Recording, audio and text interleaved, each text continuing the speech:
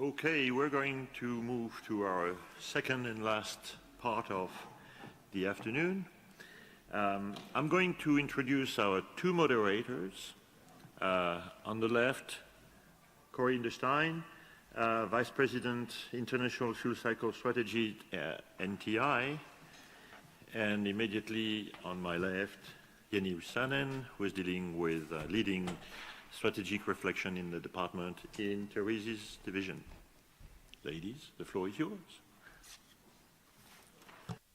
Thank you, Jacques. So as we jump into this last session, what we're going to do is focus on some of the concepts that came up, and I promise we didn't pay off the summarizers of the 4 tracks for this conference, but actually a lot of the ideas that we want to talk about in this final session and that we heard from the introductory remarks of our 3 speakers, I think connect very well to a lot of the concepts and inspirations that we got from the discussions this week. But before we get into that discussion, we'd like to start by reviewing the results of the poll that you took at the first part of our plenary. So if I could ask to display the poll results from part 1. Okay, so we asked about what would make the biggest contribution to innovation, and we actually see a pretty evenly distributed group here.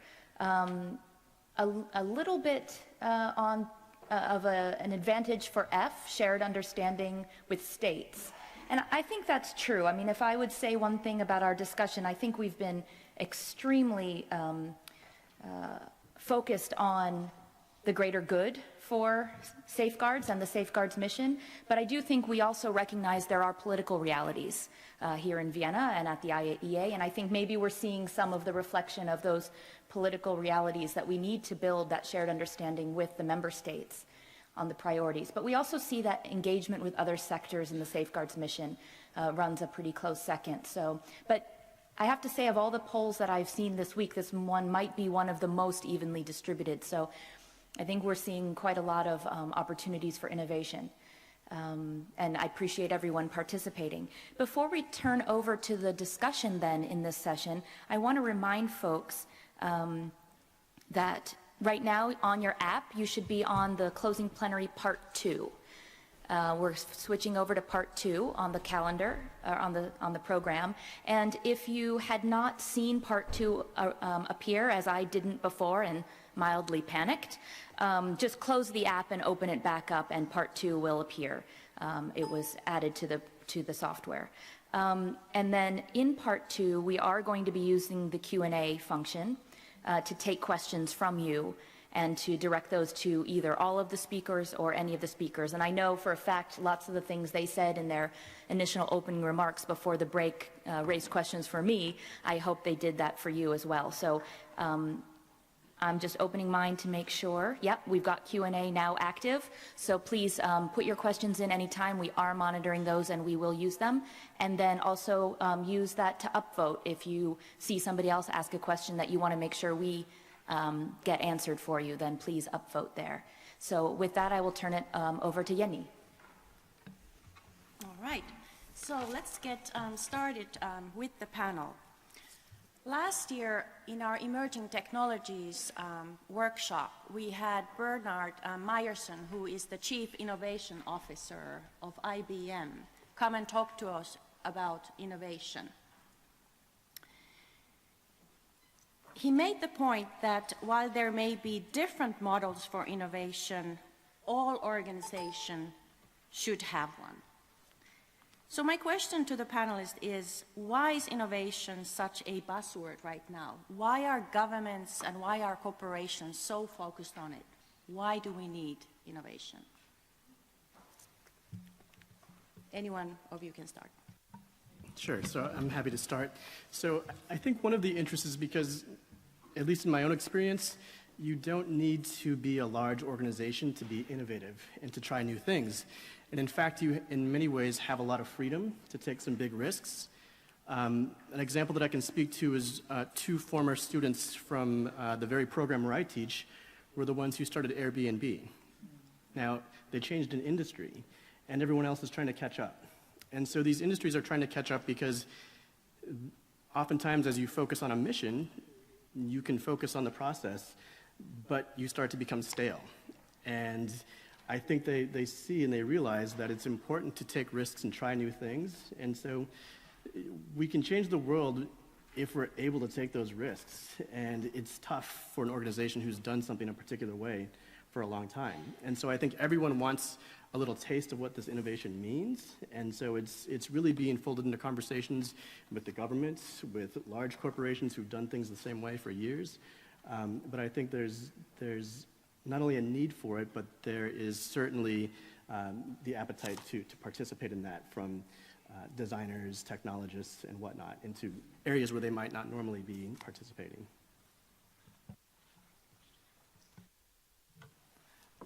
I think innovation, it's not something that's happened 5 years ago. It's been around for a long time. But the idea is, it's never been at this speed. So I think back 20 years ago, 25 years ago, 30 years ago, the thing you would do for any type of industry would take 10, 15, 20 years for it to change. But for now, I think governments, countries, companies, everyone is understanding that why innovation is something that they need to focus on, because it's going to come out of somewhere that you don't expect. Like, for example, Airbnb doing that to the hotel industry. It happened overnight. It happened very quickly. It wasn't something they expected. So I think countries and everyone is understanding that why innovation is important is because nothing is as slow as it used to be. Things are extremely fast. I cheated a little bit with this question because I sneaked the answer already in my opening statement.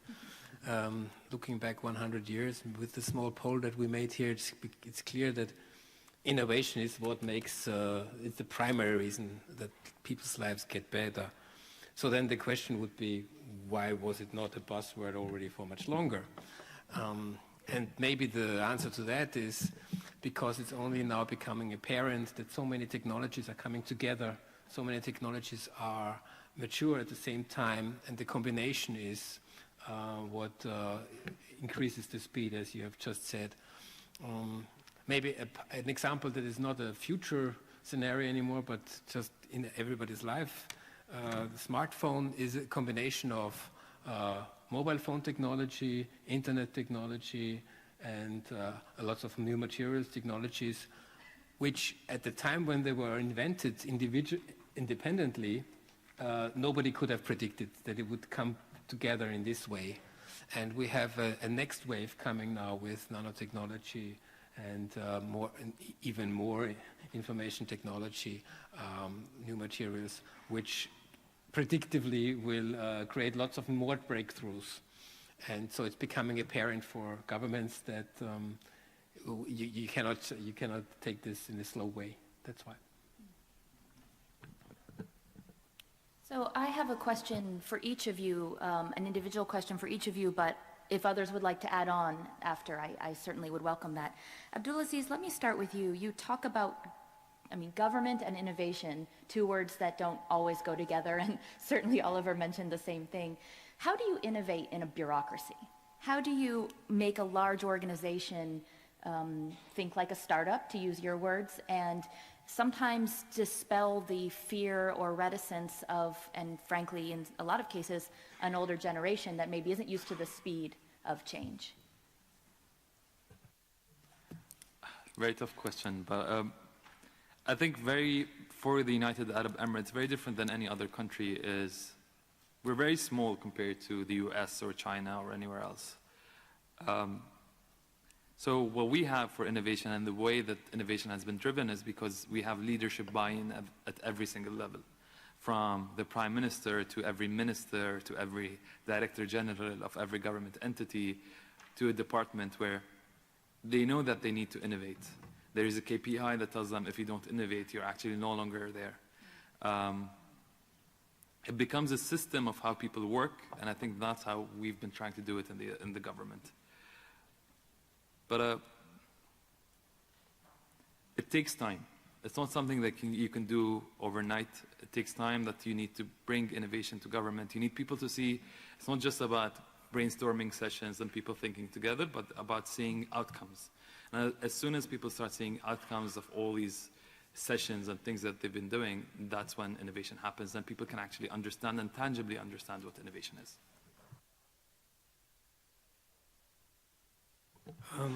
Why would government agencies need to operate like startups? I doubt that this is very useful.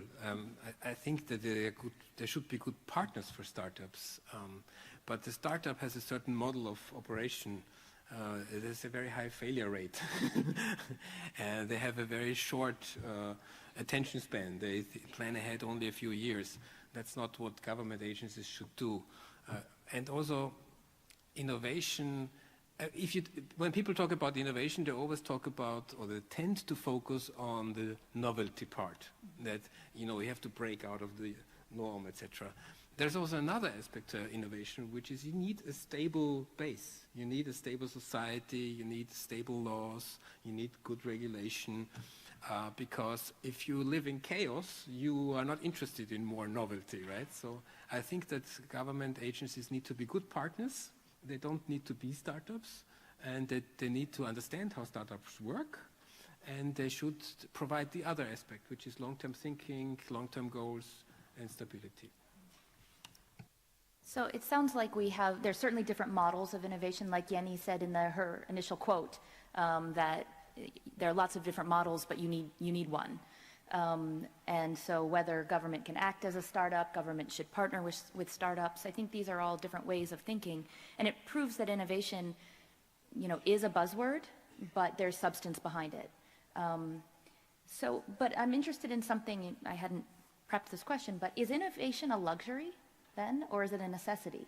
And it's actually a question that was also embedded in one of the app questions, because, innovation and the ability to spend time, money, and other resources on activities that might fail is not something that all organizations or governments can tolerate. So how do we balance innovation as a luxury versus innovation as a necessity?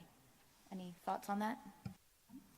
So I think that one way of looking at this is that innovation may not be the thing that solves all of your problems, but you can incorporate it into the sort of small opportunities in the day-to-day. And that could mean how you communicate in a meeting with your partners. It could mean how you put together your slide deck that communicates to people. And so there are all of these moments where we can have innovation in places that are unexpected. There's a very interesting diagram by a designer and educator who was actually born in Vienna, and you probably know Victor Papanek. And he has a great graph, and maybe if the cameraman can zoom in. I knew if we invited an artist, he'd start drawing. So I don't know if you can see this, but he had this great triangle, and at the very top, it's the designer's share. But then the X, that's the real problem. And we won't be able to solve the real problem unless the designers are a part of the entire conversation, and not just the parts about making things pretty at the end. So it takes a real commitment, but I do believe that having small victories is really important when it comes to innovation. We're not waiting for that one good idea. Our job is to generate lots of ideas whenever we can. Well, I certainly think that, I don't know about you, but I've been to lots of conferences with lots of PowerPoint presentations with lots of bullet points on each page, and I know I was certainly staring much more intently at Tom and Abdulaziz's presentations today than a sheet of lots of bullet points. But so small innovations that have a lot of value. Did anyone else want to talk on this issue? Okay, I can move on. And my next question was for Tom. You mentioned design thinking. I want to come back to that. I hope I'm not embarrassing Morgan by referencing her opening remarks, which I found extremely valuable. But I also think that we struggle with a perception that design thinking is, it's not serious. Design thinking is, only in California, right? They can do that. So how do we communicate the value of design, of the input of designers in design thinking without having everybody have that visceral experience of standing in a blizzard of Post-it notes, like I was able to do for the first time this year, and that's what made me a convert. I'm a nuclear wonk. I'm not used to this, but that's what convinced me of the value. But how do we do that and communicate that without having to touch each person individually?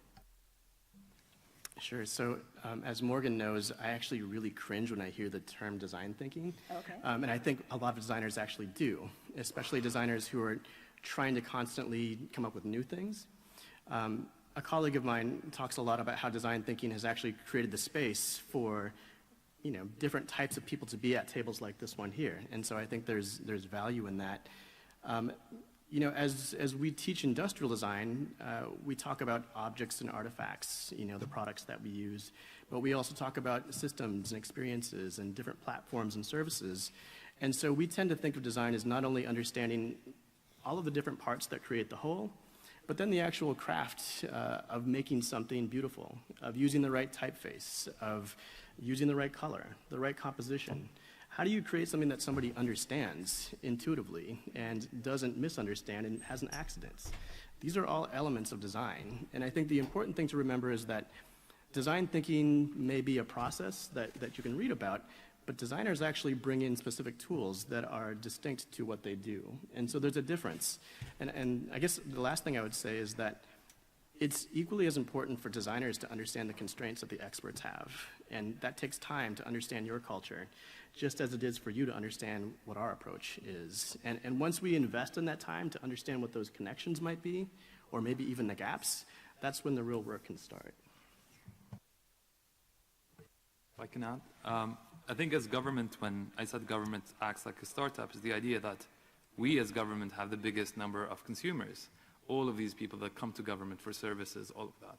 Understanding is when you bring design into that conversation is you understand specifically what these people want. How do you design services for people over 60, over 70, over 80? It's not the same way you design services for people who are 20 years old. How do you design services? How do you bring people and create a movement around startups when you want more entrepreneurs, you want more universities to graduate companies instead of graduating students? The idea is you need to actually approach them in a very different perspective, understanding their mindset, understanding everything they do.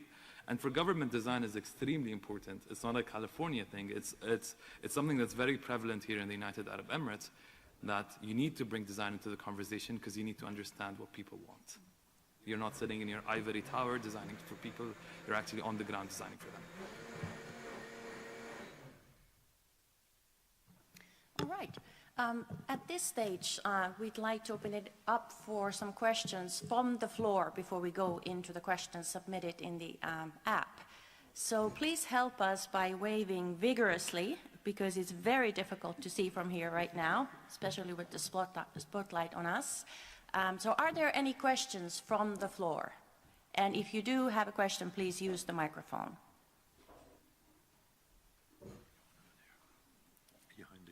Behind the camera, there's a question. Please go ahead. I think that's Rob, right? Yes. Excellent. So in the old days, we were taught to start with the end in mind, and now we seem to be thinking start with the method of moving forward in mind. Can people comment on that tension? I kind of disagree. What we're trying to do is, I think similarly to what Tom brought to the table, is if you have the actual question in mind, the method there, or the outcome might be different. It's not about saying I want to design X or I want to build X for something. Is if I had the right question, the outcome might be different. The method could be any method, could be innovation, could be anything. But I think if you have the right question in mind, the right outcome will be there. Yeah, I would say that each discipline has its own process and their own methods of doing things, and taking the time to understand those processes is important. But I do think there's something to be said for, at least designers, we do have a very sort of distinct process. And I think that allows us to look at some of these different problems in the world that are very complex, because that process is very iterative, and we build in the moments for failure and to learn. And so the questions might change, but our process, every year I work with students who are asking very different questions about the world that we live in, and we try to help them navigate through that by having a distinct process. So I think there are processes. Ours is not the only one. It's just one that can be contributed to as we're looking at some of these issues. That was a very general question. I think, and the answer is different depending on what context you put the question into. Are you talking about an individual person trying to solve an individual problem at a specific time? Is this a question about creativity, or is this a question about organizational innovation? Of course, if you want to improve the ability of an organization to either innovate or to tolerate innovation, to encourage innovation, then process is important. If you look at a specific individual, a specific task, a specific design, then it's more maybe a question of creativity, and then of course it's more driven by the specific task at hand. So I would think it's not either or, it's both. So we have a question from the app that has been supported by a lot of people, and it's about the trade-offs between pursuing disruptive change versus pursuing incremental change.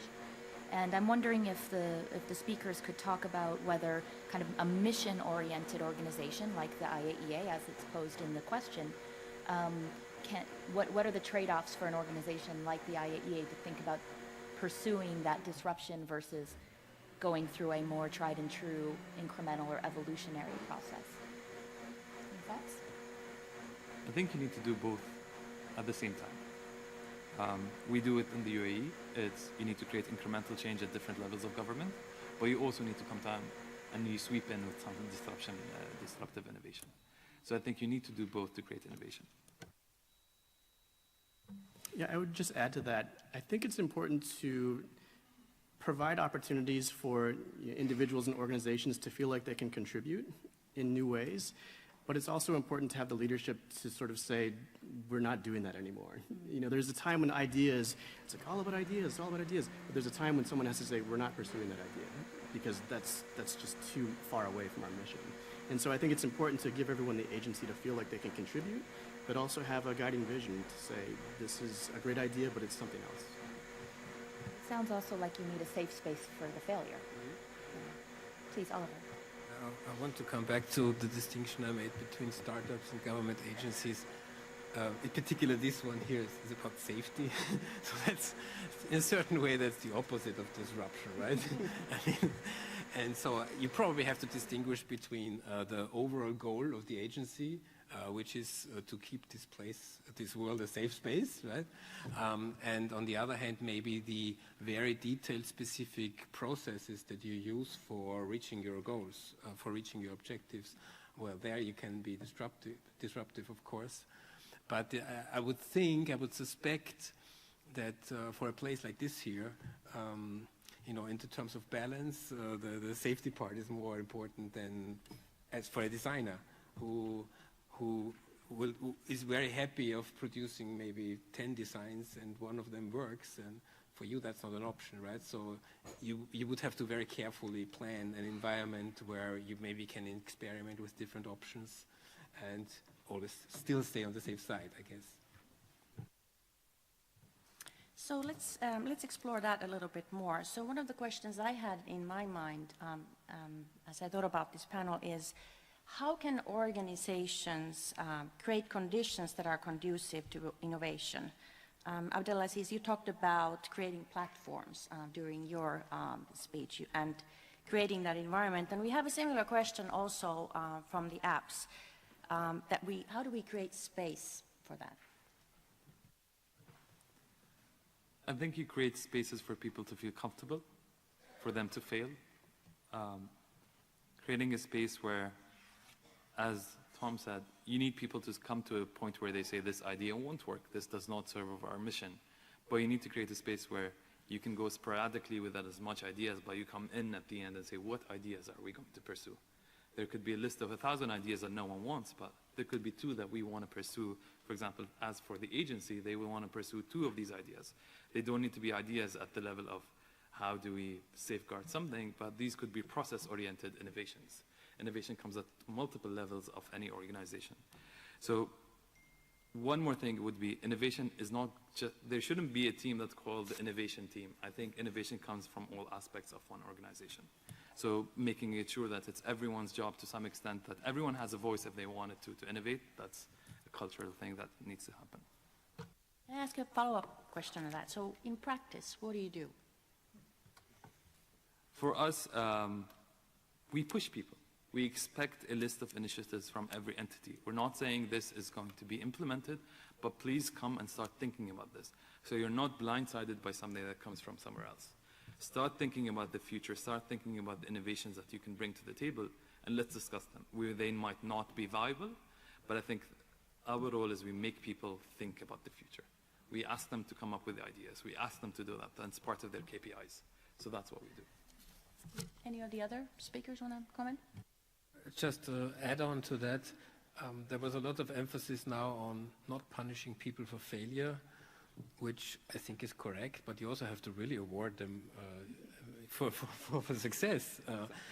And all the examples of good environments for innovation in history and in the world have been societies or systems where you can really hit the jackpot if your idea is successful. And so to a certain degree, other goals like equality are in opposition to innovation. You have to allow the winner who, to compensate for the fact that, if you don't really award somebody for a success, which is rare, if you have a lot of risk. If you don't award them, then why should they do it? They might not be punished for failing, but if they succeed, so what? Then they'd rather stay on the safe side, right?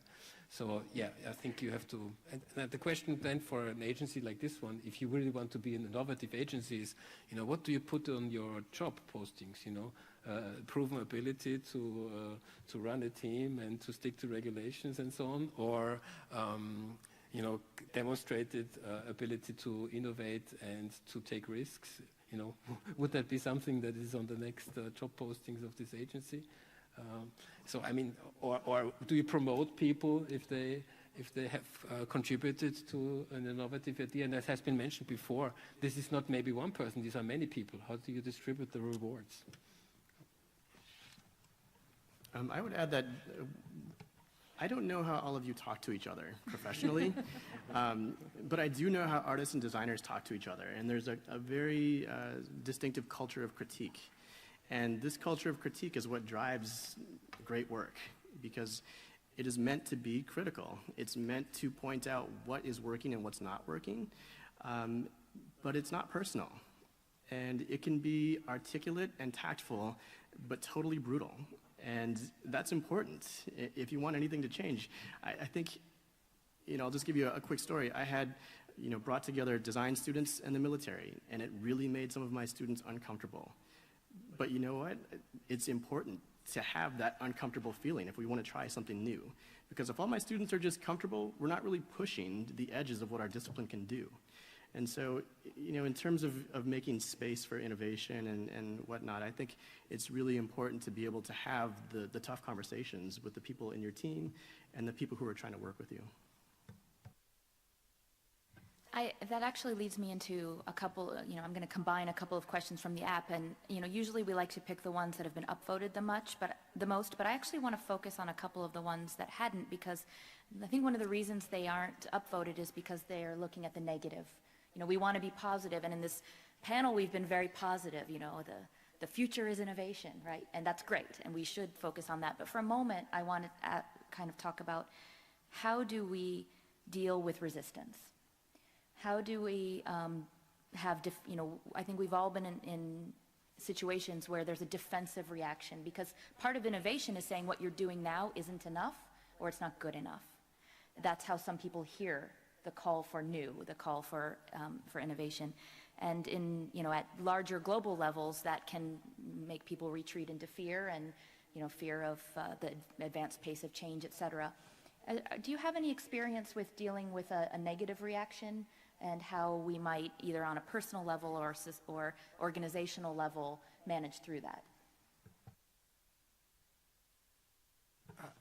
I would say just do it, I mean, you will get some hits, but you will survive. Just go ahead and demonstrate small successes, and that will create more and more positive energy as an individual who is motivated to innovate. And as an organization, just gang up with the people who are innovative and create stuff. So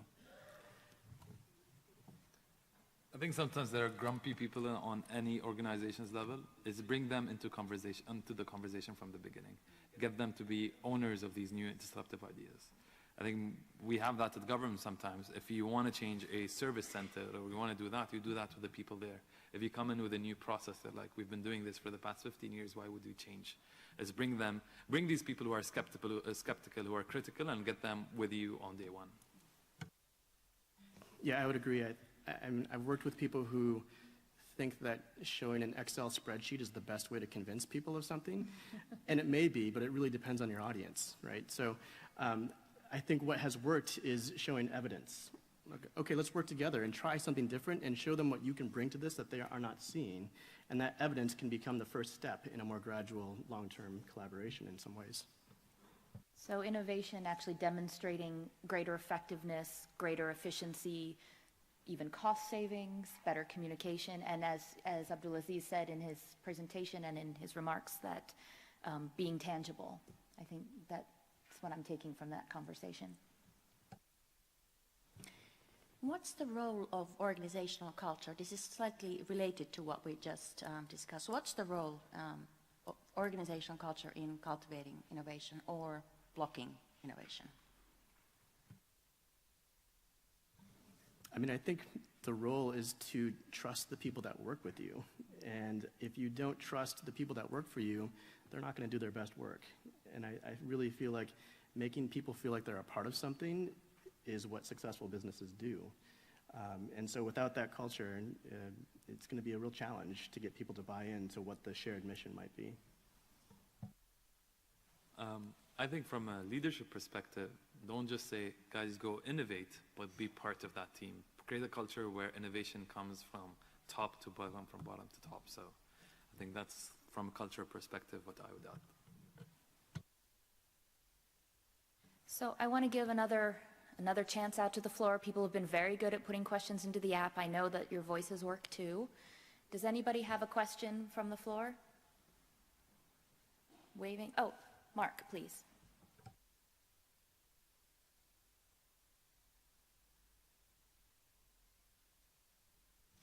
I'd be interested if the panelists had anything to say about if they could imagine in the safeguards environment.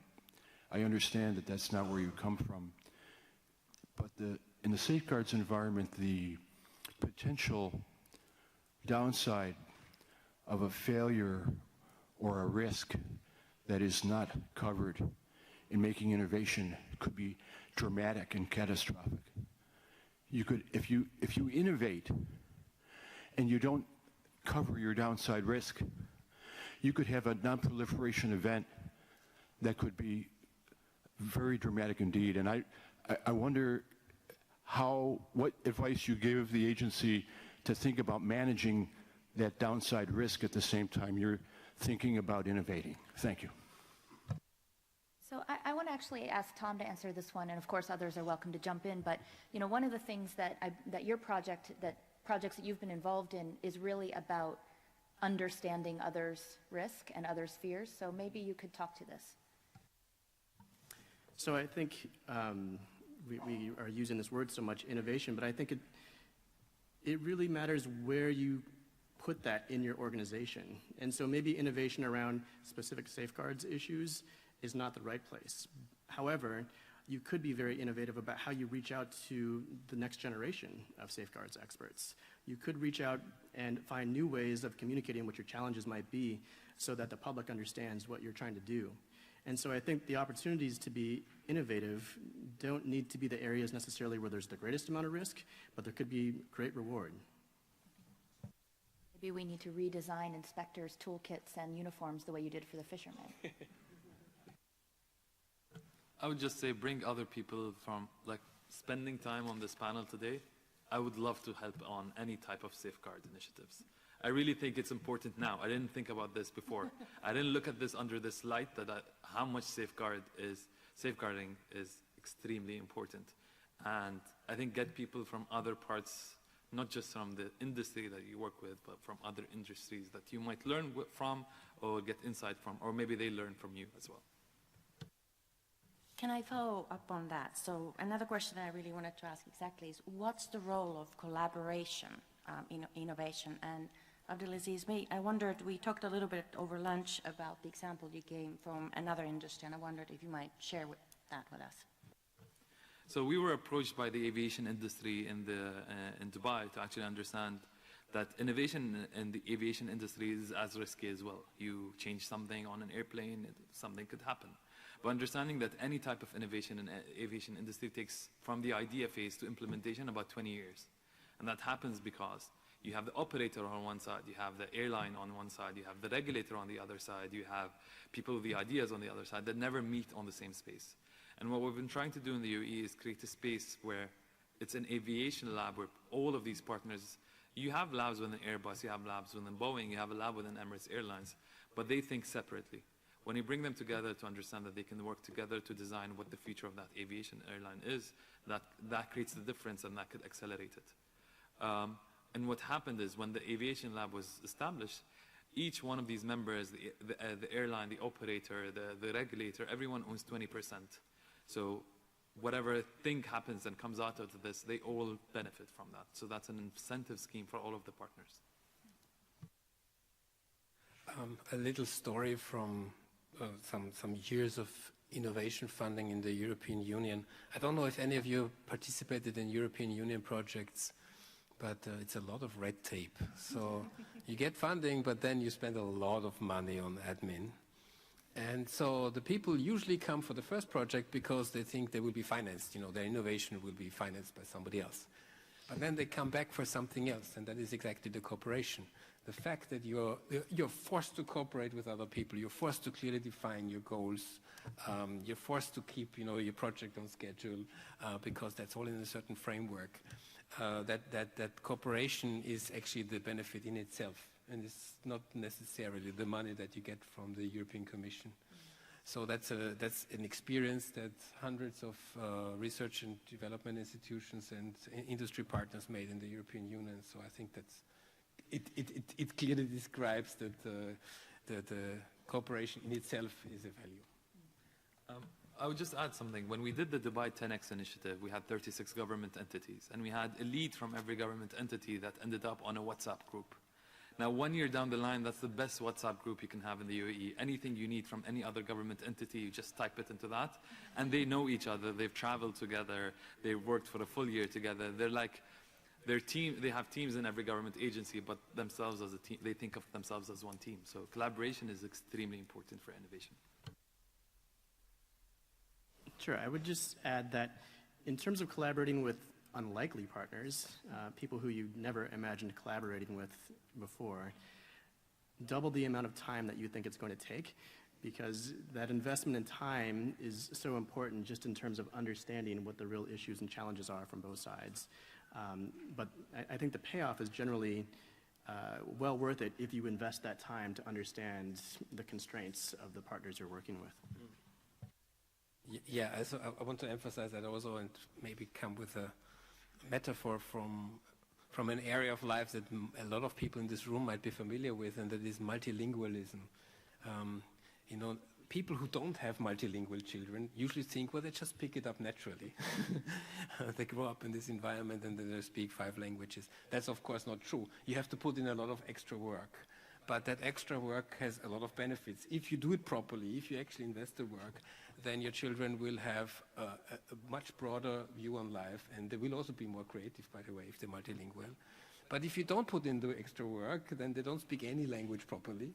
So it's better not to do it in that way. So yes, if you want to pull in people from other areas, it's like learning more languages, and you have to put in that effort to understand their world, but it will open up a lot of more opportunities to you. Yeah. I want to ask another question that relates to the different roles in innovation. Yesterday we heard a presentation from the Vienna Opera by Mr. Vidauer, and he talked about, you know, the evangelists or the champions in innovation. So there's always, of course, the role, sometimes we tend to think about innovation of just getting the ideas out there. But in fact, getting an idea to something practical is quite a long road.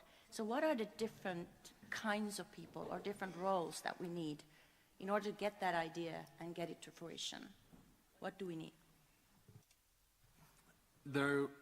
I've realized with time is you've got the people that can think of an idea, but they can never deliver that idea.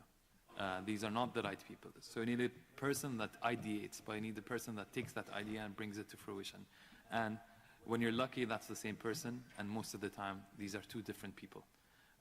And understand that the person that sat with you and designed the full system was not the same person that can deliver that. It might be someone very different.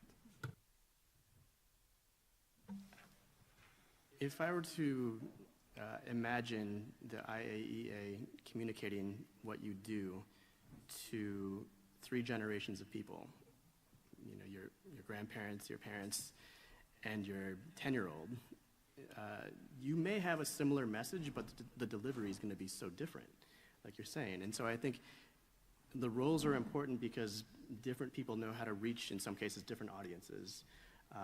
A technologist may know how to do the programming, but they don't understand human behaviors in the same way that a social scientist might, or a designer. So I think understanding those roles is important, and understanding how you can contribute is equally as important, because as I've been talking to audiences like this, I will never know what you know, and I can only bring what I can bring to this. And so it's important to understand that I have a role in terms of collaboration, but understanding how to work with others and knowing what theirs might be. I think just to add to that, innovation is not about technology. It's not only technology. And as Tom said, is don't think you can bring people to innovate and you bring 5 data scientists or 5 computer scientists or whatever that innovating is you need people from different walks of life with different skills, and one that develops and works with the other. I was just going to add this quote that I recently heard that I love, and it's by an English architect. Well, he's not with us anymore, but Cedric Price said, "Technology was the answer, but what was the question?"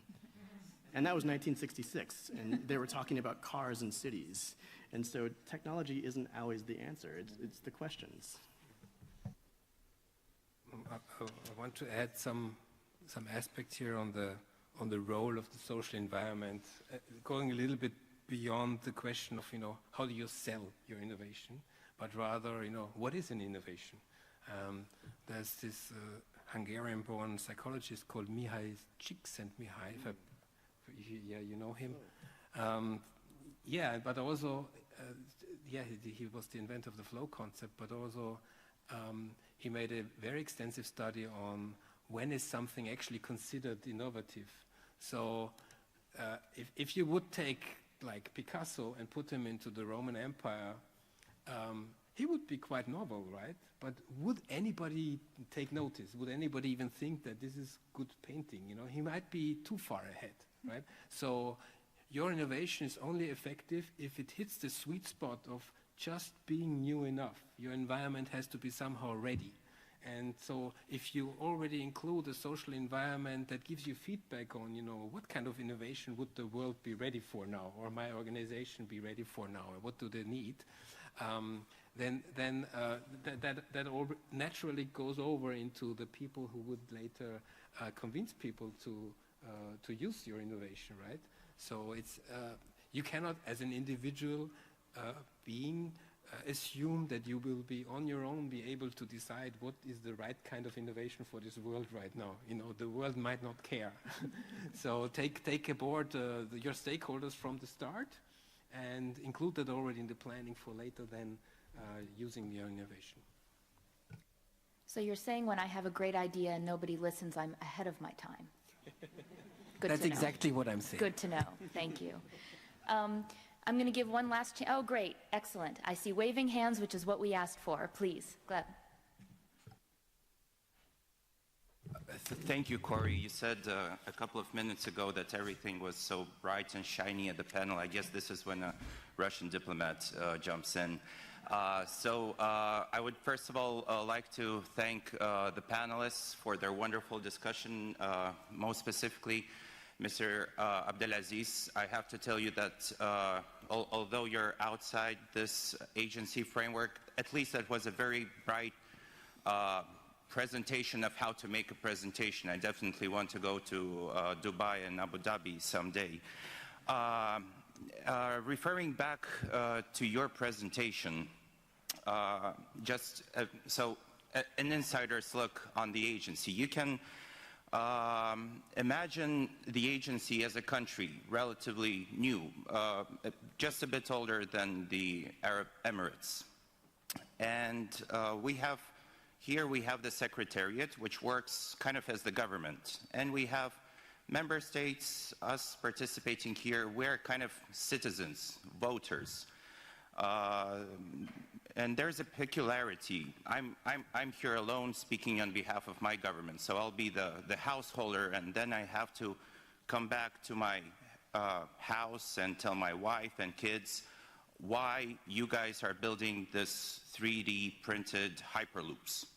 And I have some questions. You guys already built this thing. I have certain questions. No, we haven't yet. We did a feasibility study, but we built a 3D printed office. A 3D printed office, but then I walk by, I'm 70 years old, and my wife is even older, and I look at this, and this is something new. This is very innovative. I don't know whether this is environment friendly, how much it costs. I know that my money are being spent.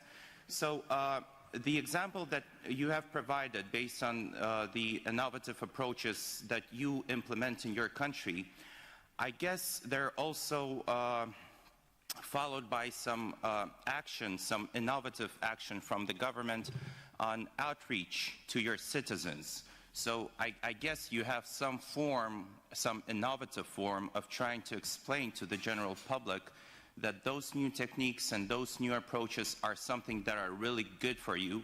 And then they perhaps have one way or another to approve it, saying, yeah, guys, we really need hyperloops, we need 3D modelings, we want an even taller building right in Dubai. So could you, and perhaps the other panelists as well, share how your innovative technologies are followed by some innovative ways of communicating your bright ideas to the general public? And as we were referring to quotes yesterday, today, so as we are referring to quotes today, yesterday was the birthday of a famous scientist, Marie Curie, who said that we shouldn't be afraid of anything. It's rather we have to, know and discover those innovations. Well, that's not a correct quote. But anyway, in that sense, how do you reach out to the general public? And perhaps some of those examples could also then be used in the communications between the Secretariat and the member states. So I'll ask Abdulaziz to answer, but it sounds, Gleb, as usual, you've managed to get a whole lot of ideas in a very short time. So let me pick up a couple of other threads that maybe the other speakers would also like to respond to. So I heard a question about communication to stakeholders, but that also has an element of accountability and transparency. And so maybe you could talk about the role of communication, accountability, transparency in pursuing some of these innovative approaches. And please, Abdulaziz, you can start. Thank you very much for that question. I think you'll never get to that point, but you try. So I'll have three ideas for you. As the United Arab Emirates, we have one vision for the government. We have one vision for what we want. It's 50 years down the line.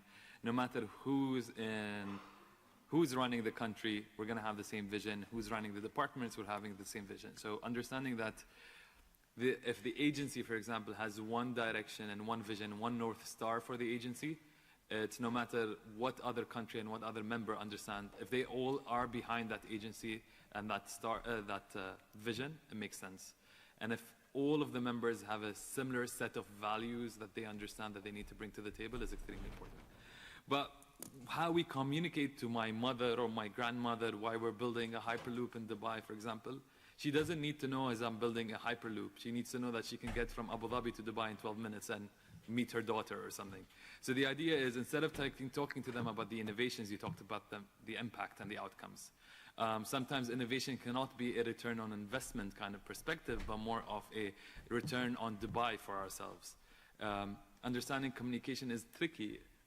I've never heard of the safeguards before I was invited to this event, but I'd love to know more because I understand the value of it. So communication is extremely important. If you guys don't exist, the world goes into nuclear war or something. Showing that outcome of you not existing is extremely important.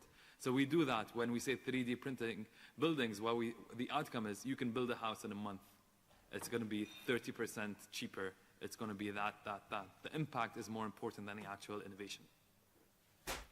And from an adaptability, accountability perspective, the Prime Minister has an iPad that just says, these are the ministries, these are the top 3 ministers, these are the bottom 2 ministers. He sees the names. The ministers don't see the names. They only see where they are on the list. So every day he wakes up and he says, am I the 7th? Am I the 6th? Am I the 1st? Am I the 10th? Am I the last one? And then he keeps pushing forward. I don't know if that answered your question, but I tried to answer as much. Well, as I've mentioned before, almost 100 years ago, we had this idea in Austria of becoming a republic. And as a democracy, we have, the taxpayer money is guarded by the parliament. So the funding that we're putting out, and as I said, 3% of the gross domestic product goes into research and development. We have oversight of the parliament, and they want to see, what is your impact, and we have to report on that. So that's the question of accountability, and the question of communicating with the broader public. Well, of course, there's a lot of effort done with that. There are science days, there are TV shows, etc. There's also, the events I'm organizing are also open to the public. Huh? But that's hard, right? Because if you have something like cutting-edge technology, and you want to both communicate to experts, to industry that might want to use it, you really cannot communicate at the same time to the general public. That is hard. The general public probably won't be interested in that. So it's an open question, not just for us, but for the European Union as a whole. How do you tell people why this is useful? And it is useful, but how do you demonstrate that? So it's an open question, I would think. I'm looking at one of the questions that we received through the app, which I find quite interesting for an organization like ours in particular. Isn't competition a strong driver for innovation? What if there's limited or no competition? I will come back to what you mentioned before, that Mihai Csikszentmihalyi also invented the flow concept. I think it's similar to this flow concept. If you have too much competition, you don't have any reserves for innovation. If you don't have enough competition, you get complacent, you don't need to innovate. So there's a sweet spot. I think sometimes competition can suggest that you're just playing catch up with everyone. You're trying to just be on the same pace and have a slight edge. Oh, we're going to try it with a different color. We're going to try a slightly different version, whereas innovation is totally reframing the question. And so I think competition is good because it can drive certain things, but I think there's also this opportunity to just say, we're going to do something completely different. And that's a bigger risk, but competition is definitely a part of the equation, but it's not the only thing. I think it comes at stages. You start with competition, you get people going, but then you get to a point where they need to start collaborating. We did the same for our government. You tell them which one is the better than the next, and then you celebrate the one that is the more efficient government, is the most efficient something and something and something. But then you say, okay, you get to a point where we add to the list of KPIs, which one of you has been the most collaborative? Which one of you has shared resources with other government entities? So I think you need a balance as you find the sweet spot. But I think you need to start with some competition to get people to understand that they need to do better. I have an example where all these aspects come together. In Austria, we have funded the Data Market Austria, which is an attempt to create a market for information. You have big data technologies, but you have to have access to those data also. And competitors don't like to share that data, right? So you need the technology you need to create trust. You need to have somebody in the middle who will maybe facilitate the exchange of data, but you also need research institutions who develop artificial intelligence technologies that actually make use of that data. If they would only be competing, one telephone network provider would not share data with the other telephone network provider, even though if you really pull all of this data together, you actually get the critical mass where you can run certain applications, where you can run maybe a smartphone application that tells you, okay, there is a certain event there that has been canceled, the subway broke down, and now we need taxis here, and then the taxi operator can redirect the taxis there and so on. You need a lot of information to get the critical mass that these applications work, and for that you have to a certain degree, also overcome competition with co-opetition, something like that. So it's time to start wrapping up our panel, so I hand it over to Corey. Okay, so before we go to our final thank yous for the panel, I want to acknowledge that the most upvoted question on the app we didn't ask. And the reason for that is I think it's a little bit of a trick question. It's a good question and an important one, but it's about the application of these concepts to the safeguards mission in particular. So as opposed to putting our speakers on the spot who we recognize came here knowing they weren't going to be asked about safeguards, I think that we should have a commitment to follow up with our speakers and get a sense from them, having interacted with you all and been at some of the sessions, how we might be able to take their ideas on board. But before we close, we are going to offer one more poll.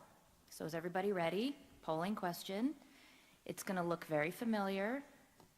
So after having heard this discussion and these amazing speakers with their great experience and innovation, we're asking the same question again that we asked at the beginning. And let's see, maybe this has reinforced your view.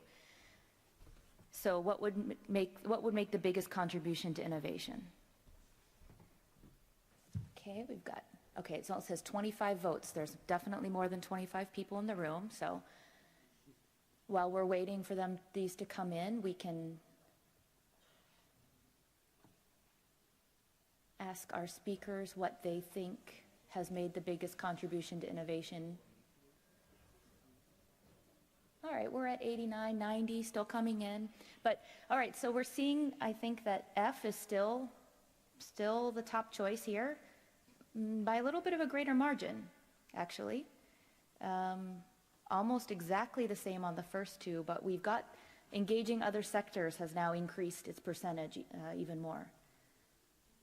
So if there's one thing we can take away, it's that we need to do better at creating that shared understanding, which frankly is part communications, part engagement,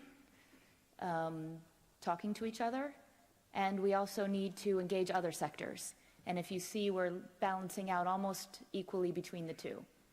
So with 152 votes, I think that's going to give us a pretty good sense of where we are. And I'd like to thank everyone for participating in this thought exercise, because we all know that we're going to walk away thinking about this panel and maybe not wanting to utter the word innovation again for about 24 hours. But it's extremely important. These concepts are important. They will be valuable. They will prove beneficial to the IAEA and to each of our individual organizations from wherever we come from in the world. So to do a final wrap up and thank you, I'll give it back to Yeni. Please help us thank our amazing panel this afternoon.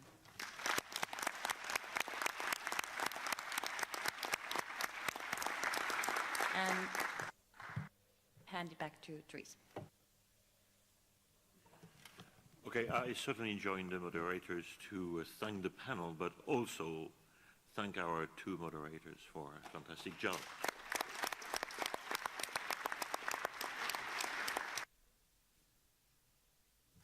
Okay, now I'd like to turn the program over to Carrie to report out on the symposium. Thank you. Thanks very much, Therese. When we started planning the symposium, we settled on 3 objectives, and I think you've all heard these words several times throughout the week. We wanted to find promising innovations and bring creativity into the safeguards community. We wanted to strengthen our partnerships and seek out new partners who can help us, and we wanted to look for ways to work smarter together in our day-to-day safeguards implementation work. Thanks to all of you, we have achieved these objectives. In fact, I'm happy to say that our highest expectations were exceeded. So we heard today about what we've learned this week, and we've heard from you about what you see as important that we should take forward. We're also learning how to think differently, and we're learning to involve new partners and the value of bringing new people into our world. And we can take those little steps every day toward being more innovative. And as Therese said, we don't have to wait 4 years before we get back together and work on finding creative solutions and take advantage of the insights we learned and take them forward.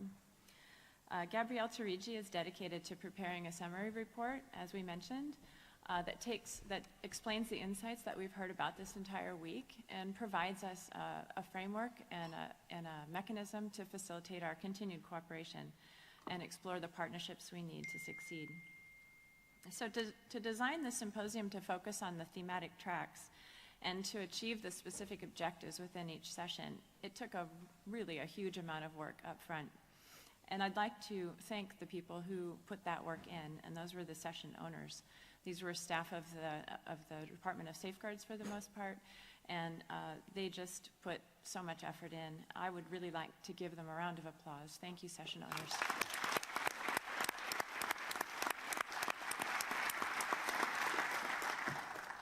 I'd also like to thank the session reporters and our panelists, the 4 who were up earlier this afternoon, and the people who helped them put their remarks together so quickly.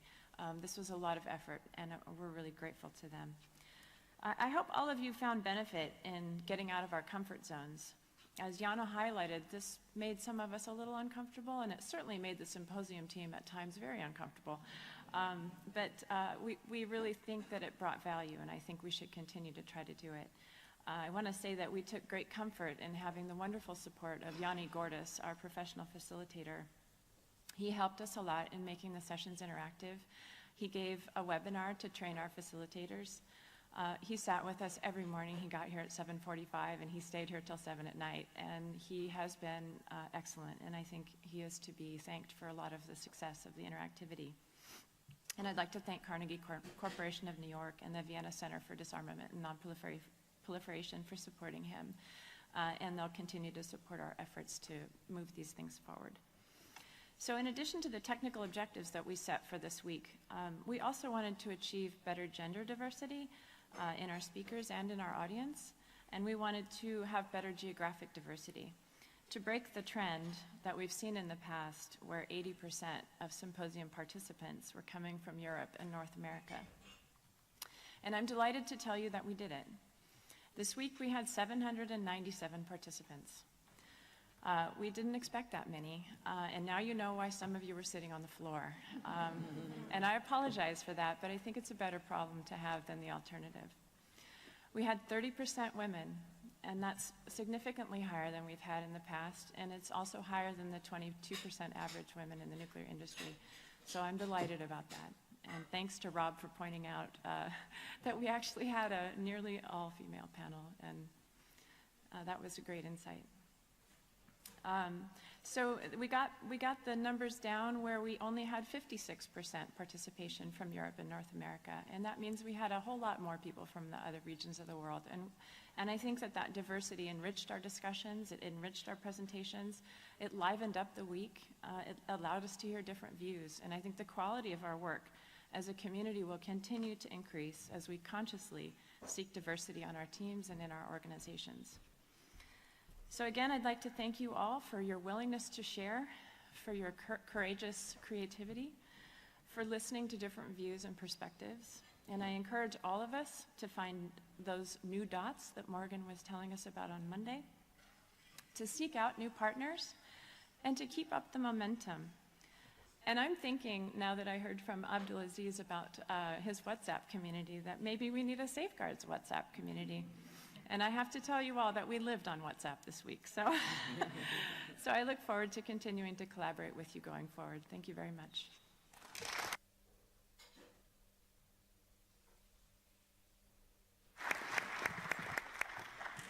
Okay, Carrie, as a chair today, thank you very, very much for your contribution just now, but for everything that you've put. But I felt that being the only one as a chair thanking, I wouldn't be totally credible because there is a bias. I've known you for a long time. And so, Rob, it's your turn. Thank you, Jacques. And of course, I would not be biased about you at all, Carrie. Colleagues, it's my pleasure to speak on behalf of you and to thank the person that hasn't been thanked, and that's Carrie Matthews.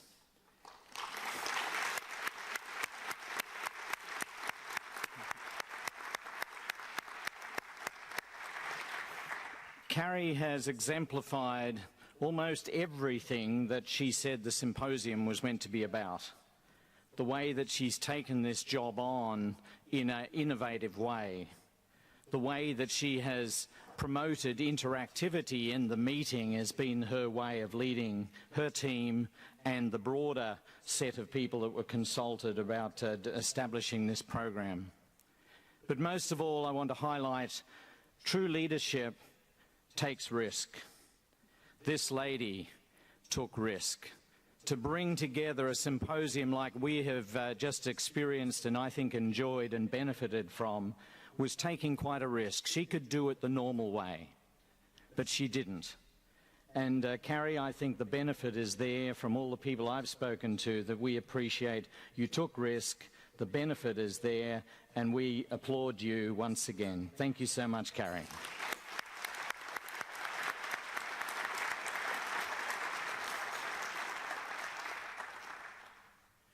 Okay, thank you to all of you for your contribution, participation, and I think there is a consensus to close the meeting now.